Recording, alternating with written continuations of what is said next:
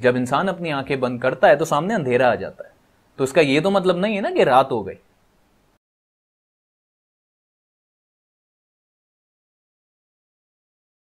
इनका नाम है जिस और इनकी जान हार्ट अटैक से गई, वो भी सिर्फ और सिर्फ 22 साल की उम्र में।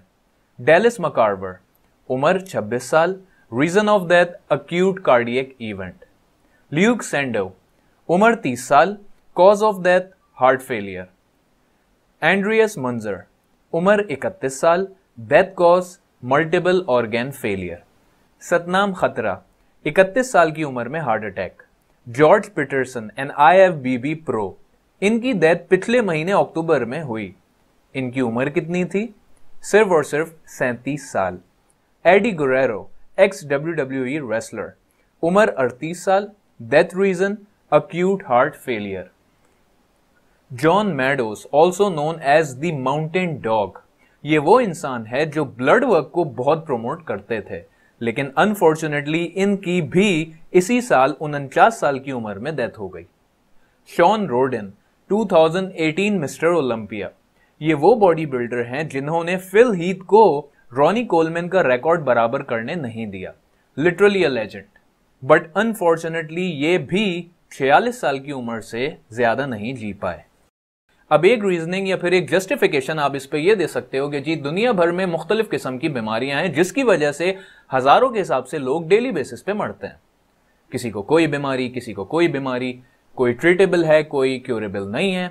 तो हो सकता है कि ये जो बॉडी बिल्डर्स हैं इनमें से भी बहुत से ऐसे हों कि जिनको कोई ना कोई बीमारी हो और नेचुरली उनकी डेथ हो गई हो। या फिर एक और जस्टिफिकेशन ये भी बनती है कि दुनिया में आने का तो एक सिस्टम है लेकिन जाने का कोई प्रॉपर सिस्टम नहीं है। क्या मतलब? पहले बाप आता है, फिर बेटा, फिर उसका बेटा, and so on and so fourth.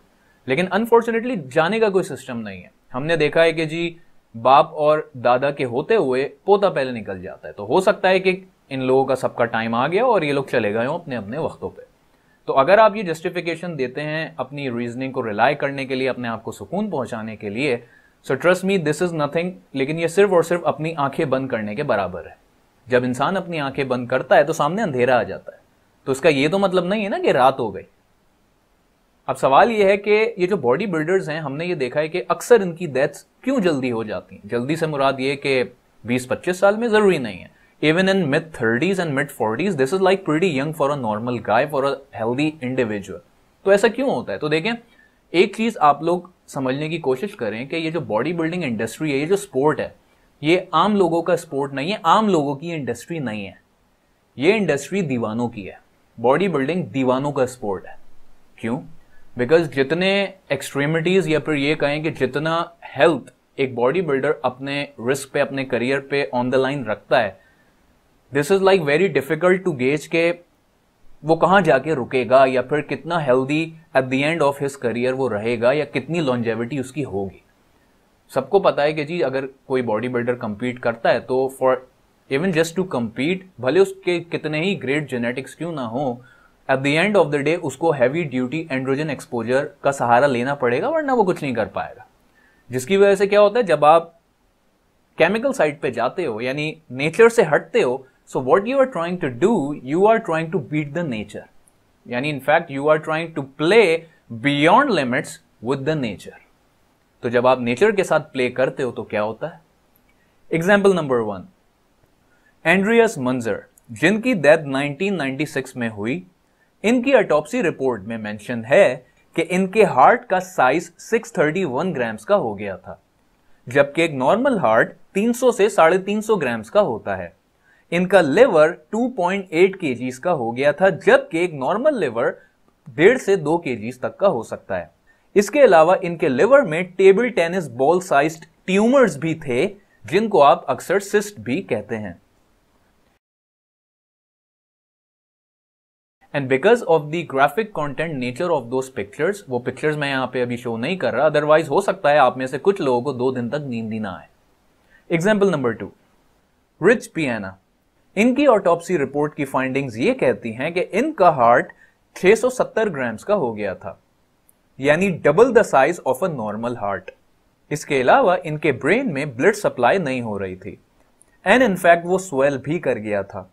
ना सिर्फ ये बल्कि इनकी स्किन डिसकलर्ड हो गई थी, इनकी आंखें येलोइश हो गई थी। सो जब आप अपनी बॉडी को केमिकली इन्हांस करते करते बियॉन्ड लिमिट्स चले जाओ और इतना इन्हेंस कर दो जो कि ऑफ कोर्स नेचुरली कभी मुमकिन ही नहीं, सो इसका मतलब यह कि आप नेचर से खेल रहे हो। जब आप नेचर से खेलोगे तो इन सब चीजों को कोई नहीं रोक सकता। और जब आप 26 साल डेलिस मकार्वर की ऑटोप्सी फाइंडिंग सुनेंगे, so trust me, you will be shocked. इस बंदे का हार्ट 833 ग्राम्स का हो गया था। रिच पियाना का हार्ट साइज एक नॉर्मल हार्ट के मुकाबले डबल साइज का हो गया था। और यही चीज आंड्रियस मंजर के साथ भी थी। और ये दोनों के दोनों बॉडी बिल्डर्स 26 साल डेलिस मकार्वर से काफी सीनियर थे। लेकिन डेलिस मकार्वर का हार्ट इन दोनों से बड़ा था। It means he abused a lot. इनका लिवर 4.5 kgs तक पहुंच गया था और इनको प्रोबेबली थायराइड कैंसर भी था। एक चीज जो आपने शायद सुनी हो, दैट इज एक्रोमेगली। ये क्या होता है कि जी आपकी बॉडी में जो GH, that is growth hormones, वो इतने एक्सेस में प्रोड्यूस होना शुरू हो जाते हैं कि आपके ये जो हाथ हैं, इनफैक्ट आपके जो फीट है, वो एबनॉर्मल साइज तक बढ़ जाता है। ठीक है, इसको आप कहते हैं एक्रोमेगली। जब आप इतना अब्यूज करते हो तो आपकी बॉडी में एक चीज एक्सपीरियंस होती है जिसको आप कहते हो ऑर्गेनोमेगली। दैट इज जो आपके ऑर्गेन्स हैं बॉडी के, वो एबनॉर्मल साइज तक बढ़ जाते हैं, just like liver, just like heart, just like other stuff. क्या ये सारी की सारी चीजें एक बॉडी बिल्डर को पता होती हैं? So the answer is yes. लेकिन जैसे कि मैंने कहा, क्योंकि वो दीवाने होते हैं, वो नहीं देखते इन सब चीजों को और वो सिर्फ अपनी मंजिल की तरफ चलते रहते हैं। आपकी बनावट को जब आप चैलेंज करोगे, इतना चैलेंज करोगे कि लेट्स से अगर आप नेचुरली 75 kgs लीन अच्छे दिख सकते थे, लेकिन क्योंकि आपको कंपीट करना था तो उसके लिए 75 kgs लीन काफी नहीं था, तो आपने क्या किया कि आपने सालों एक्सटर्नल हार्मोन्स और सिंथेटिक एजेंट्स यूज करके, जिससे ना सिर्फ आपका मसल मास बढ़ा बल्कि आपका ऑर्गन साइज भी बढ़ गया, which means you played with the nature. तो जब आप मदर नेचर के साथ प्ले करोगे, सो एज अ रिजल्ट आपको कोई ना कोई कीमत अदा करनी पड़ेगी। जॉन मेडोज समझें कि वो आदमी है जिन्होंने, वो अपने आप में एक पूरी बॉडी बिल्डिंग इंडस्ट्री था। जितना ब्लड वर्क इस इंसान ने प्रोमोट किया है, जितनी बात बॉडी बिल्डर्स की हेल्थ को लेके जॉन ने अपने करियर में की है, इसकी मिसाल नहीं मिलती। बट स्टिल जॉन भी 49 की एज में चले गए। तो ये कहना कि अगले ने अपने बायोमार्कर्स का ख्याल नहीं रखा होगा, या फिर उसने डाइट अच्छी नहीं की होगी, या फिर उसने अच्छा ब्लड वर्क नहीं करवाया होगा, this is nothing but an absurd statement. यानी आप एक प्रोफेशनल बॉडी बिल्डर हैं, आप प्रॉपर ब्लड वर्क करवाते हैं ऑन पीएडीज, एवरीथिंग, आपकी स्लीप हाइजीन बहुत अच्छी है, आपकी डाइट, आपकी training, every fricking thing on earth is bang on, everything is fricking perfect. लेकिन अगर आपकी बॉडी की प्रोपेंसिटी है कि अगर आप पीएडीज पे आओगे, so you will suffer, you will pay for it. So eight the end of the day, चाहे आप कुछ कर लो, चाहे कितनी रिगरस टेस्टिंग आप करवा लो, चाहे कितनी अच्छा क्रू, कितनी अच्छी टीम आपके साथ हो, you will pay for it. Why? Because of genetics, that is it. और ये चीज हमने जॉन मेडोज के केस में देखी। ये वो लोग हैं जिन्होंने सालों हजारों डॉलर्स खर्च करे अपने ब्लड वर्क पे, जस्ट टू मेक श्योर कि कोई भी बायोमार्कर रह ना जाए, because at the end of the day health and longevity was their priority। क्या सब कॉन्टिनेंट में, स्पेसिफिकली इंडिया और पाकिस्तान की अगर मैं बात करूं, क्या एक एवरेज बॉडी बिल्डर रिगरस या फिर थरा ब्लड टेस्टिंग करवाता है, जो कि पीरियोडिकली 3 महीने, 6 महीने, 9 महीने, 12वें महीने पे हो? क्या वो इनफैक्ट इतना अर्न करता है ऑन एवरेज? चलें आप मुझे बताएं, just let me know the earning that an average body builder makes, specially in India and Pakistan. आप चलें मुझे वो नंबर बताएं। क्या वो नंबर इस काबिल है कि कंपटीशन की फीस या फिर कंपटीशन के लिए जो प्रेप होती है, उसके बाद blood work, performance enhancing drug, सब चीजों के बाद क्या वो अपनी फैमिली पाल सकता है on average? Just let me know that fricking number.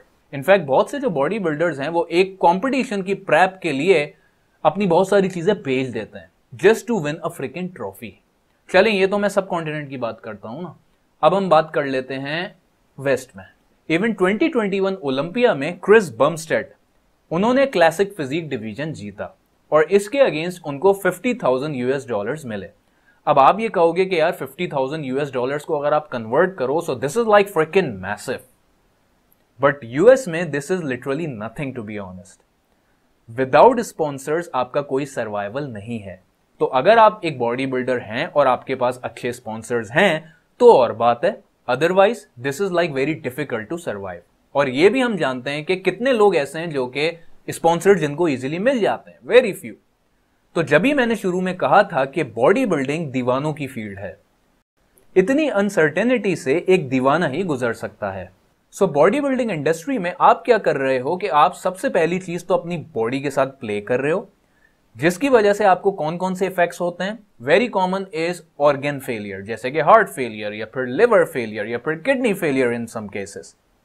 So young age में जब आप पीईडीज अब्यूज करते हो तो जरूरी नहीं है कि उसका जो साइड इफेक्ट है वो फौरन आपको आ जाए, बहुत से केसेस में आ भी जाता है, लेकिन उसके जो साइड इफेक्ट्स हैं वो स्लोली एंड स्टेडली वो स्टैक ऑन करते रहते हैं year after year after year, और जो कि आपको या इनफैक्ट एक बॉडी बिल्डर को मिड 30s और मिड 40s पे हिट करते हैं। Even if you do thorough blood work, but if you have propensity you will suffer once you are on PEDs, just like John Meadows. So एक reason कि क्यों body builders की death जल्दी होती है, that is abuse of PEDs over the years, abuse of PEDs over the years.